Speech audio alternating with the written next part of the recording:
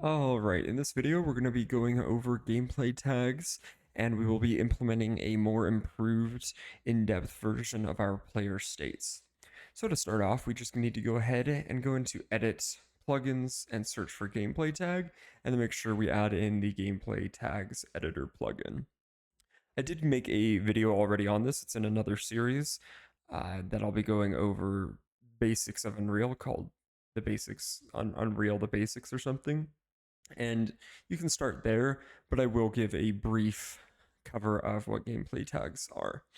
So to just cover really quick, originally tags existed, and they still do exist within any actor. You could go into an actor and search for tags, and then you would have these, ignore this, you would have these you would have tags within components and the actor itself, where you could add in a tag and say something like player, and then reference this to check whether or not this is a player, for example. Now, the issue with this is it did depend on syntax. If you were to misspell something, then you would be unable to get the proper comparison, because you would maybe type in player and on the tag it would be payer. So that's not ideal. So we see that, and this is how you would actually do something like a reference. You could spawn in an actor and then try to get the has tag, and if you misspelled it, you would then run into an issue. Now, this is where we have introduced gameplay tags. Now, what are gameplay tags? First, we have a variable, I've called it tag container example, set to gameplay tag container. We can see here it gives me the ability to add a gameplay tag. Now, if we select this drop down menu, we're given this little UI element, which is unique to the gameplay tags. And you can add in new tags, or to see a little better, you can manage gameplay tags, and I'll pull up this whole thing. We can see here, once you press add, it gives you x.y.z. That's just how we will create parent tags and then sub tags. So for an example, we'll just create a tag called example. Source is default, add the tag, and we'll see that we now have that as an option. You can then right click and add subtag, and we see all it's done is typed in example dot, and then we can add in another. Perfect. And that will be how we make in new tags. And I'm going to go ahead and delete these. Now, what you're going to need to do first is add in all of your player states as tags. So we see I have attacking, dead, mantling, none, sliding, and wall sliding for now. And under attacking, I have different types of attacks. So air attack, bow attack, cast, ground attack, and ground slam. Which, this is specifically why we're going to go ahead and swap into gameplay tags from an enumerator, because we're going to have multiple types of attacks, and just moving from an enumerator to tags is a bit better of an idea, as it gives us quite a lot more control, and is used a lot for things like, an example is something like statuses, because gameplay tags, you can have multiple tags applied to one object, whereas something like an enumerator is only one option. You can only be coming from one of these outputs from a switch, and the actual enumerator can only ever be equal to one individual enumerator option. For our example, it was states, and this works quite well. You could keep the states as this enumerator, and then just maybe make another enumerator for more complex combat, but then having multiple is essentially just doing gameplay tags. So that's why we're going to add this in. Oh, and this gameplay tags, as we can see right here, we can add in multiple gameplay tags, like I was saying. This is why it works really well for things like statuses, where you could have multiple statuses being like poisoned and on fire, or something of that accord. Now we see the add gameplay tag. We can, as I just said, add multiple to a container. And for this example, I have now added team.allies and status.poisoned, and I have a unique function which I will link down below, which just prints gameplay tags within any container, and then you can give it whoever is the owner of this tag container. And we'll just actually put this as a reference to self. And if we play, I hit T, we see that team.allies and status.poison. So that's exactly how we wanted it. Now, from there, we can run comparisons on what is inside of a tag container. We can do has tag, or we can check individual tags. We can do has any tags, where it references another container, checking if they have any of the same tags, and then has all tags if it has all of the same tags. Finally, we can do a switch on a gameplay tag container, where we're able to actually add in pins and determine cases. Now, cases can include multiple tags. You could have something like I have a team. This is where we're also going to use tags in the futures for determining ownership of objects using teams. So you can say it's an ally projectile. Where's projectile? Projectile. So for whatever reason, if the tag container did contain allies, team.allies, and projectiles, it would fire off of here. If our player state was equal to dead, it would fire off of here. It allies this and that. So you can add in a lot of cases to determine specific outputs. Now, one important thing to understand about comparisons is really understanding the exact match. So we're going to go ahead and steal these two. We'll move them up here. Just disconnect that. All right. So we're going to just add in the gameplay tag team.allies onto this container, and then we're going to print a boolean of whether or not the container contains, whether or not it has the tag just team. And you can try to guess what it'll be. Go in here, hit T, and it prints out a true. So what that means is this checked says, do we have the tag team? And we know we added team.allies, and that does have team, but it also has .allies, but it's just checking for team. If we were then to do an exact match, now we're checking for only team. No subtags, no nothing. It should only be team. We could then see that it would be false in this instance.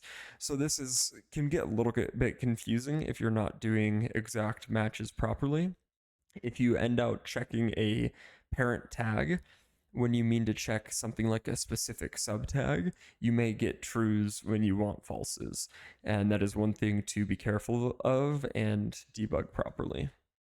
All right, now for the major overhaul.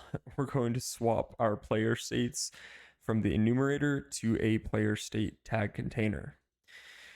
Make sure within your player state tag container, remember it's type gameplay tag container, the default value needs to start off as just none, and then we'll manage, make sure to add in all of the corresponding player states that we have previously used, and you can add subtags of the different attacks.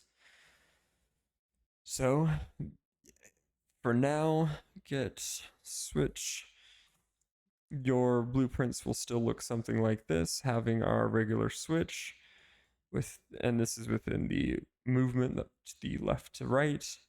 So as we can see here, we just need to go into the switch for the gameplay tag container, add in one for none, add in one for wall sliding, and then just match it to how it was. And that's what we're going to do for exactly every mechanic that we've implemented. For jump, we have none and wall sliding pulling off, going to where they were corresponding previously. Sprint doesn't have any. Attack, we still want the none going into set the player state tag container to now be player states dot attacking dot ground attack, and this actually needs to be set to ground attack because this only references exact matches. It has to be an exact match. And then we want to go all the way over here at the end where we reset the combo. So setting the player state back to none. We want to player state tag container, switch off of none, attacking as an air attack, and then setting it back to none at the end. For our crouch, just having it do a switch off of none. The slide, you need to add in a has tag for an exact match on the playerstates.none for that. And so we have all of the conditions of when we can slide. We can fit this in there kind of nice. Then we need to perform all the slide logic. We need to, at the end of our slide, set it back to none where that player state was, and then set the player state to sliding within the slide timeline. For our mantle, we need to go through, we need to still do the switch. Then we need to, within wall slide, set our player state to wall sliding. When we have the correct mantling conditions, we need to set it to mantling. Then we actually need to add in, you probably don't have this here, but at the end of the mantle off the finish timeline, we need to add in player states back to none. This wasn't here. I forgot to add that in the mantle a long time ago, but now we're going to add this, and this will be relevant more in a second. Perfect. So we've added in those. Now we need to go into our on landed and do a switch for attacking and wall sliding and set both to none. So when we land, if we're attacking or wall sliding, our player state will go back to none. Perfect. Now I'm fairly certain, one last one, I guess. Tag container, this is for wall sliding. If we were already wall sliding and we are no longer supposed to be wall sliding, we will set the player state back to none and still have the gravity scale. Okay, that should be everything within the main player controller. Now, if you run into issues, I would recommend that you right-click player states, find references, and then search for all of these references, making sure that you've gone through and removed things. For instance, I haven't changed this, but this is old logic that I just need to delete. It's not actually useful. So make sure you've implemented everything correctly. And then we need to do 2 more, maybe 3 more changes. First, within the animation blueprint, we had the callback for animation complete. This would fire within our locomotion on here. Whenever we would enter the state, we would get the animation complete to just kind of reset things. We're going to actually remove the player states from here. Right here, you should have your enumerator setting your player states back to none. Just go ahead and delete that because that worked more as a crutch and it can mess up some of our future logic. And we don't really want to rely on crutches. We want to make sure everything is very self-contained. And that is why we actually added to the end of the mantle this setting back, because we were at the end of the mantle relying on this callback to set our player state back to none. So we'll no longer do that. We'll make sure everything is clean and self-containing. And then finally, we need to go into locomotion. We have the sliding transition based off of our player states being not equal to sliding. So now we need to change that to player state tag. Has tag exact match on player states.sliding and pull off a not. So whenever we do not have an exact match of the player states sliding, we're good to transition out of slide. And we can go ahead and delete that. Reorganize this all a little bit. And then we need to go into our airborne. From wall sliding, this transition needs to be the same kind of idea. The has tag, but it's dot wall sliding, still an exact match, and a not boolean. And that will allow us to transition out of the wall slide, keeping everything nice and clean. Now, I would recommend, there may be things that I've missed myself. It's not usually the best to do these types of changes retroactively, but I had known that I would probably swap to gameplay tag containers. I just wanted to start off with something simple like an enumerator. So I hope this doesn't screw up stuff too much for you, and if you have any questions, please feel free to ask. I'm always around to help. And yeah, thanks for watching.